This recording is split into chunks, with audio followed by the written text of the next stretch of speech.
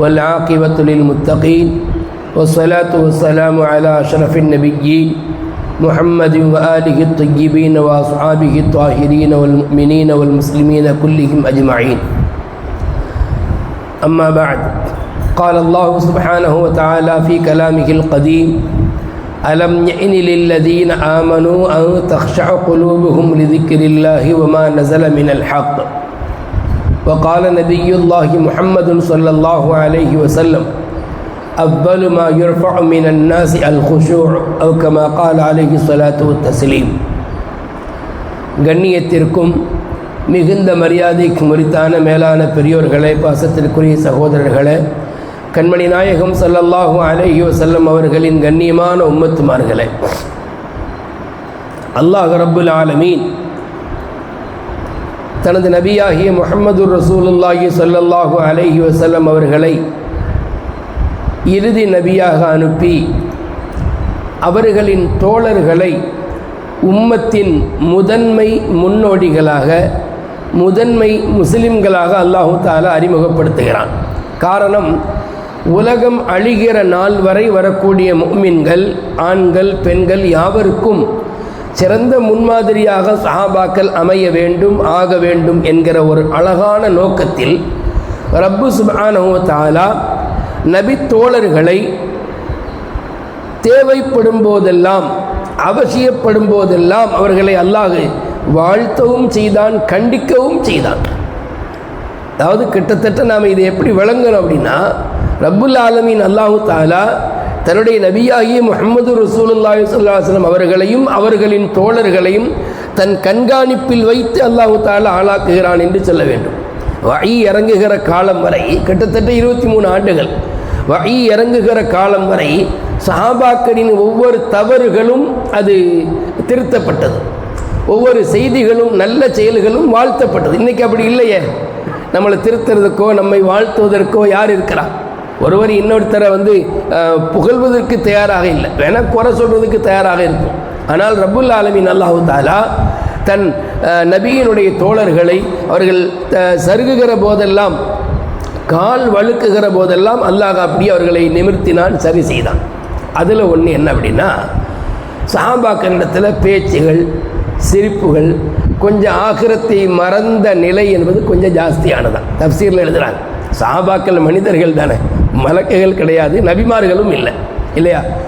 அவர்களிடத்தில் சில சமயத்தில் ஒன்றா கூடி உட்கார்ந்தா ரொம்ப நேரம் ஏதாவது பேசிக்கிட்டு சிரிச்சுக்கிட்டு அவங்களுடைய அந்த சிரிப்பெல்லாம் கொஞ்சம் அப்படி சத்தம் கேட்கும். மதீனா என்ன இப்போ இருக்கிற மாதிரி அப்போ விசாலமான ஒரு நகரம் கிடையாது.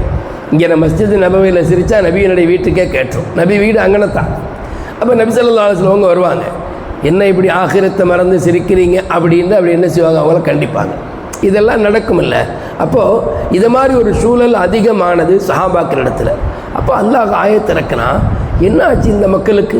அலம் யஅனி லில்லதீன ஆமனு, இந்த முஃமின்களுக்கு நேரம் காலம் வரவில்லையா? எதற்கு?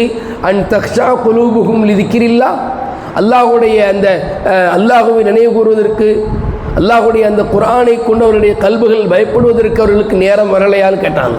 அப்போ கல்புகள் பயப்படுவது என்பது அவசியம். அதுக்கு பேர் சொல்லுவாங்க ஹுஷூஉல் கல்பு, கல்பில் உண்டான ஒரு அச்சம், ஒரு பயம்.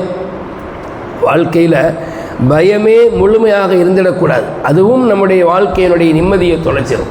வாழ்க்கையில் வெறுமனே ஒரு சந்தோஷம், ஒரு பயமற்ற நிலை அதுவும் தொடர்ந்துடக்கூடாது. சஹாபாக்கள்கிட்ட அந்த மாதிரி ஒரு நிலை வரும்போது அல்லாஹு தஆலா சொல்கிறான், அலம் யஅனி லில்லதீன ஆமனு அன் தக்ஷா குலூபுஹும் லிதிக்ரில்லாஹ், என்ன முஃமின்களுக்கு அவருடைய கல்புகள் அல்லாஹுடைய அந்த வேதத்திற்கு, அல்லாஹுடைய அந்த நினைவுக்கு, அவனை நினைத்து பயப்படக்கூடிய நேரம் வரலையான்னு கேட்கும்போது நமக்கெல்லாம் ஆச்சரியமாக இருக்குது. இந்த ஆயத்து பல பேருடைய வாழ்க்கையை மாற்றிருக்கு. ஏன்னா அந்த ஆயத்தினுடைய ஈர்ப்பு அப்படி. அல்லாஹ் கேட்குற விதம் எப்படின்னா, இன்னும்மா நேரம் வரலை, நீ எவ்வளோ நாளைக்கு தான் அல்லாஹ்வினுடைய அச்சம் இல்லாமல் இருப்பீங்க, என்ன உங்களுக்கு என்ன வாழ்க்கையினுடைய உத்தரவாதம் நிறைய இருக்கிறதா என்கிற கருத்தெல்லாம் உள்ளே இருக்குது. இந்த ஆயத்திற்குள்ளே என்ன இருக்குண்டா, எவ்வளோ நாளைக்கு தான் இப்படி இருப்பீங்க, ஏன் பயப்படுறதுக்கு நேரம் வரலையான்னு அல்லாஹ் நம்மளை பார்த்து கேட்குறான். அப்போ அந்த ஆயத்தை நம்மளை அப்படி ஒரு மாதிரி ஆக்குது.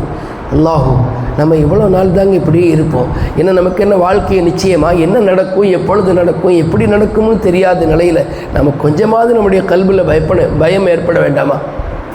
கியாமத்து நெருங்க நெருங்க பல விஷயங்கள் பூமியிலிருந்து மேலே உயர்த்தப்பட்டுரும் இல்லையா? நபியின் வழியாக சஹாபாக்கள் வழியாக துன்யாவுக்கு என்னென்ன இறங்குச்சோ பாக்கியங்கள், நல்ல குணங்கள், நல்ல விஷயங்கள் அதுவெல்லாம் கியாமத்து வர வர உயர்த்தப்படும். உதாரணமாக கல்வி உயர்த்தப்படும், கேள்விப்பட்டிருக்கோம்ல. அமானிதம் உயர்த்தப்படும், கேள்விப்பட்டிருக்கோம்ல. அதில் ஒரு ஹதீஸ் இன்னைக்கு நான் பார்த்தேன். அவ்வலுமா யுர்ஃபஉ மினன் நாஸி அல் குஷூஉ அப்படின்னு இமாம் திபிரி ரஹிமஹுல்லாஹ் தன்னுடைய தஃப்சீர் திபிரியில் பதிவு செய்கிறாங்க. என்ன அப்படின்னா, மனிதர்களிடத்திலிருந்து உயர்த்தப்படக்கூடிய முதல் காரியம் அச்சம், குஷூஉ, இறையச்சம், பயபக்தி. அப்போ பயபக்தி என்பது உயர்த்தப்பட்டுடுச்சுன்னு சொன்னால் அது நமக்கு பெரிய ஆபத்தை விளைவிக்கும். ஏன்னா கொஞ்சமாகிலும் ரப்பின் மீது பயம் இருக்க போய்த்தான் நாம் கொஞ்சம் அமல்களின் மீது ஆர்வமும் பாவத்தை விட்டும் கொஞ்சம் நீங்குதலும் இருந்துக்கிட்டு இருக்கிறோம். சப்போஸ் நம்ம இடத்துல அந்த பயமும் இல்லாமல் போச்சுன்னா பெரிய ஆபத்தில் நம்ம விழுந்துடும். அப்போ இந்த ஆயத்து பல பேருடைய வாழ்க்கையை மாற்றிருக்கு.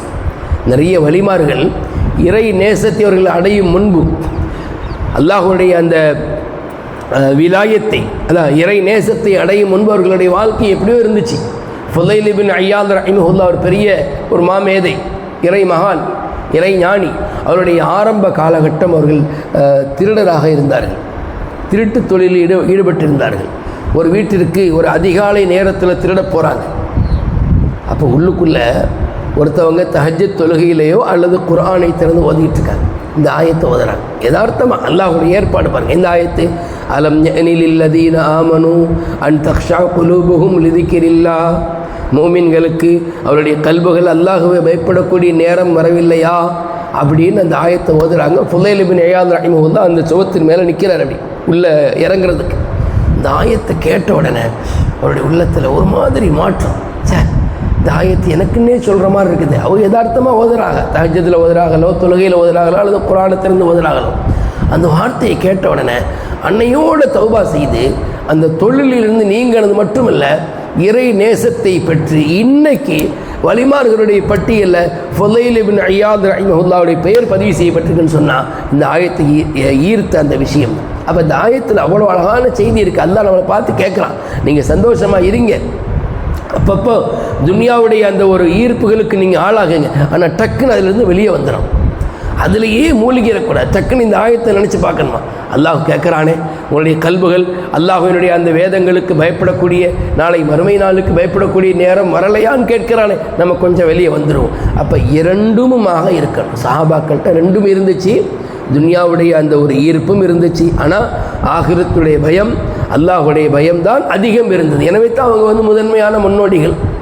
நான் என்ன நம்ம இடத்துல இறை அச்சமே இல்லைன்னு சொல்லலை, இறை அச்சத்தினுடைய சதவிகிதம் கம்மியாக இருக்குது, இறை அச்சத்தினுடைய பர்சன்டேஜ் ரொம்ப கம்மியாக இருக்குது. இன்னும் போக போக போக நாம் நம்முடைய பிள்ளைகளுக்கு அந்த இறை அச்சத்தை நம்ம கொடுத்து வளர்க்கலைன்னு சொன்னால் நம்ம ஜெனரேஷனுக்கு அடுத்து வரக்கூடிய ஜெனரேஷனுங்களுக்கு இறை அச்சமே இல்லாமல் போகிறோம் என்கிற ஒரு பயத்தில் தான் சொல்கிறோம்.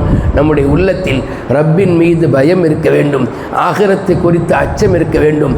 அடிக்கடி நம்ம பாவங்களை நினச்சி வருந்திக்கிட்டே இருக்கணும். அடிக்கடி நம்முடைய பாவங்கள் நினச்சி வருந்திக்கிட்டே இருக்கணும். பிள்ளைகளுக்கு சொல்லணும், எப்பா நம்முடைய வாழ்க்கையில் குஷூஉ என்பது ரொம்ப அவசியம். அல்லாஹுவே குர்ஆனில் சொல்கிறான், கல்புகள் பயப்படக்கூடிய நேரம் வரலையான்னு கேட்குறான்பா. அப்படிங்கிற அந்த பயத்தையும் அச்சத்தையும் கொடுக்கணும். ரப்புல் ஆலமீன் அல்லாஹு தாலா அவனை பயந்து வாழக்கூடிய சாலிஹீன்களின் கூட்டத்தில் அல்லாஹ் நம்மையும் நம்முடைய சந்ததிகளையும் சேர்த்தருள் புரிவானாக. ஆமீன் ஆமீன் யா ரப்பல் ஆலமீன். அஸ்ஸலாமு அலைக்கும்.